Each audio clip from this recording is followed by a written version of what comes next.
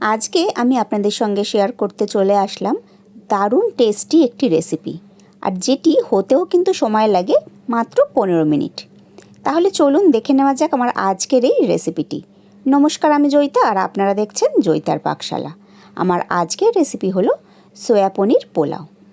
এই সয়া পনির পোলাও বানানোর জন্য এখানে প্রথমেই আমি এই বাটিটা মেপে 1.5 বাটি পরিমাণ বাসমতি চাল নিয়েছি।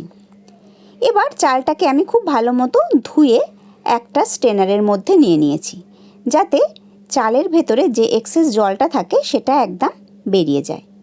এবার এই স্ট্রেনারের মধ্যে নিয়ে খুব ভালো করে আমি জলটা ছেঁকে নিয়ে এইরকমভাবে স্ট্রেনারের মধ্যেই চালটাকে রেখে দেব 10 থেকে 15 মিনিট।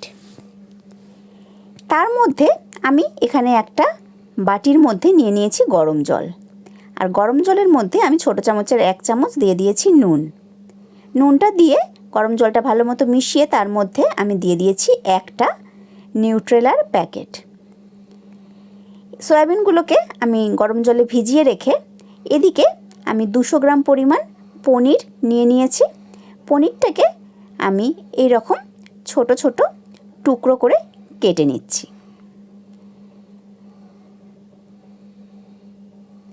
পনির ভালো করে কেটে নিয়ে ছোট ছোট টুকরো করে এরপর আমি একটা বড় সাইজের পেঁয়াজ মিহি করে কুচিয়ে নিয়েছি।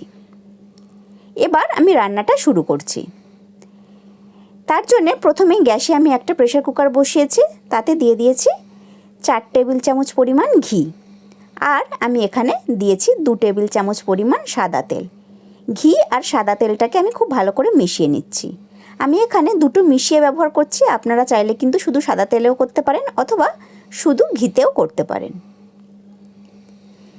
ঘিটা খুব ভালো মতো গরম হয়ে গেলে এবার ওর মধ্যে আমি দিয়ে দিয়েছি একটা তেজপাতা, 2টো ছোটো এলাচ, কয়েকটা টুকরো দারচিনি আর কয়েকটা লবঙ্গ। এই গোটা গরম মশলাগুলোকে 10-15 সেকেন্ড ঘিয়ের মধ্যে একটু নাড়াচাড়া করে নিয়েছি। খুব সুন্দর একটা যেই গন্ধ বেরোতে শুরু করেছে, এবার এর মধ্যে আমি দিয়ে দিয়েছি কুচিয়ে নেওয়া পেঁয়াজগুলো দিয়ে আমি খুব ভালো করে পেঁয়াজগুলোকে মিনিট 2 সময় একটু ভেজে নিচ্ছি।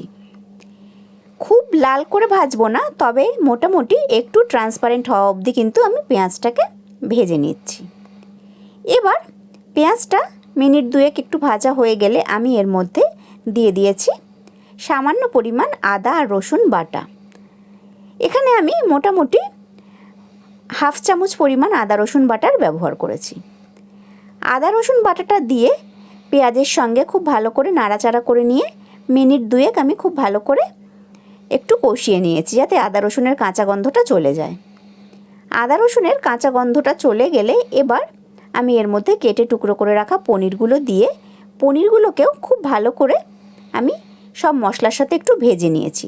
মোটামুটি মিনিট 2 সময় ধরে আমি পনিরটাকে ভেজে নিয়ে এবার এর মধ্যে আমি দিয়ে দিয়েছি ভিজিয়ে রাখা সোয়াবিনগুলো দিয়েও আমি আরও মিনিট 2 খুব ভালো করে একটু নাড়িয়ে সব কিছুর সঙ্গে ভেজে নিচ্ছি।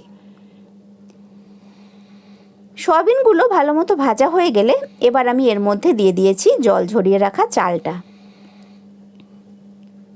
চালটা দিয়ে আমি এবার গ্যাসের ফ্লেমটাকে হাইতে করে দিয়ে 3-4 মিনিট সময় ধরে সমস্ত কিছুর সঙ্গে এই রকমভাবে একটু নাড়াচাড়া করে নিয়েছি, যাতে চালটাও একটুখানি ঘিয়ের সঙ্গে ভাজা মতো হয়ে যায়। খুব ভালো করে সমস্ত কিছু মেশানো হয়ে গেলে এবার আমি এর মধ্যে জল দেব। যে বাটিটা মেপে আমি চাল নিয়েছিলাম সেই বাটিটা মেপেই কিন্তু আমি ডাবল এর মধ্যে জল দিয়ে দিয়েছি। আমি 1.5 বাটি চাল নিয়েছিলাম, সেই জন্যে আমি এখানে 3 বাটি পরিমাণ জলের ব্যবহার করেছি। জল দিয়ে এবার আমি এর মধ্যে দিয়ে দিয়েছি 1 চামচ পরিমাণ চিনি, স্বাদ অনুযায়ী দিয়েছি নুন, আর এখানে আমি দিয়েছি ছোটো চামচের 1 চামচ পরিমাণ গরম মশলার গুঁড়ো। সমস্ত কিছু দিয়ে খুব ভালো করে আমি মিশিয়ে নিয়েছি। আর এর সঙ্গে আমি দিয়ে দিয়েছি 1 মুঠো পরিমাণ সুইট কর্ন। সমস্ত কিছুকে খুব ভালো করে মিশিয়ে নিয়ে এবার আমি প্রেসার কুকারের ঢাকাটা বন্ধ করে দিচ্ছি। আর একটু ফ্লেভারের জন্য আমি এখানে দিয়ে দিয়েছি একটা চেরা কাঁচা লঙ্কা। এবার প্রেসার কুকারের ঢাকাটা বন্ধ করে দিয়ে আমি হাই ফ্লেমে 2টো সিটি দিয়ে নেব। 2টো সিটি পড়ে গেলে আমি প্রেসার কুকারের ঢাকনাটা বন্ধ করে দেব এবং যতক্ষণ স্টিমটা পুরোপুরি রিলিজ না করে আমি কিন্তু প্রেসার কুকারটা খুলিনি। পুরোপুরি স্টিমটা রিলিজ করে গেলে আমি প্রেসার কুকারের ঢাকনাটা খুলে নিয়েছি। দেখুন তৈরি হয়ে গেছে একদম ঝরঝরে সুস্বাদু সয়া পনির পোলাও। এটির সঙ্গে কিন্তু ঝাল ঝাল চিকেন কষা বা ঝাল ঝাল আলুর দম দারুণ জমে যায়।